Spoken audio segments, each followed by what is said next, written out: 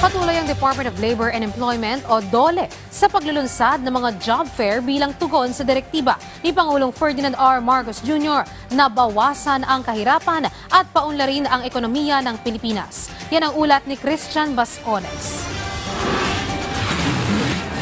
Mas pinapalawak ng Department of Labor and Employment o DOLE ang kanilang job fair sa buong bansa upang mas mapadali ang pagkakaroon ng trabaho para sa mga Pilipinong job seekers.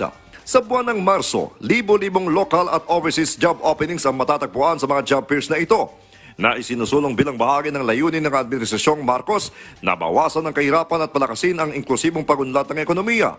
Una lang sinabi ng Pangulong Ferdinand R. Marcos Jr., isang prioridad ng gobyerno ang paggawa ng regular at malawakang job fairs, hindi lamang sa Metro Manila, kundi sa lahat ng rehiyon na kanyang binigyang diin sa CareerCon 2025 noong Enero.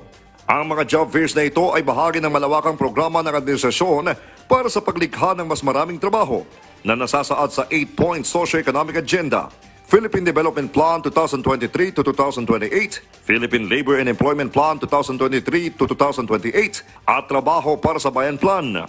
Samantala, papangunahan naman ng Occupational Safety and Health Center o OSHC ang pagdiriwang ng ikatlong Occupational Medicine Week simula bukas March 17 hanggang March 21, 2025, kasama ang iba't ibang ahensya ng gobyerno at mga sektor ng pribadong industriya. Ang tema ngayong taon na Digital Technology in Occupational Medicine Practice ay nagbibigay diin sa paggamit ng makabagong teknolohiya upang mas mapabuti ang kalusugan at kaligtasan sa mga lugar ng trabaho. Bilang bahagi ng pagdiriwang, magkakaroon ng libreng webinar sa March 20 at 21 kung saan tatalakayin ang digital transformation sa mga programa ng kaligtasan, kalusugan at kapakanan ng mga manggagawa.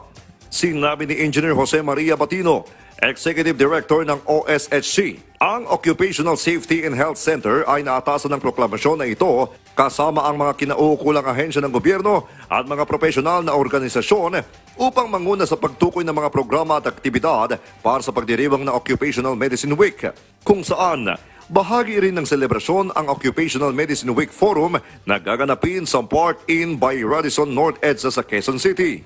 Hinikayat ni Batino ang mga organisasyon na lumapit sa OSHC upang makakuha ng nararapat na gabay tungkol sa kaligtasan sa trabaho. Ayon sa kanya, pwedeng sumangguni sa kanila ang mga nangangailangan ng kanilang serbisyo upang mabibigyan ng karampatang rekomendasyon depende sa occupational safety and health issue. Idinagdag rin niya na maaaring makipag-ugnayan ang mga kumpanya sa Department of Labor and Employment o DOLE sa pamamagitan ng 24/7 hotline na 1349 o bumisita sa mga regional, district o provincial offices nito. Sa panayam sa kanya sa Radyo Pilipinas, may paalala siya sa mga manggagawa. Lagi lang namin sinasabi sa occupational safety, napakahalaga ng prevention.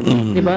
Huwag na natin palalain ang sitwasyon. Kung merong unsafe acts, unsafe condition o anumang risk na sa isang lugar ng paggawa, yan ay dapat solusyonan. Kasi pag yan ay pinabayaan mo, yan yung mga nagtra-transform into more serious accidents and also illnesses.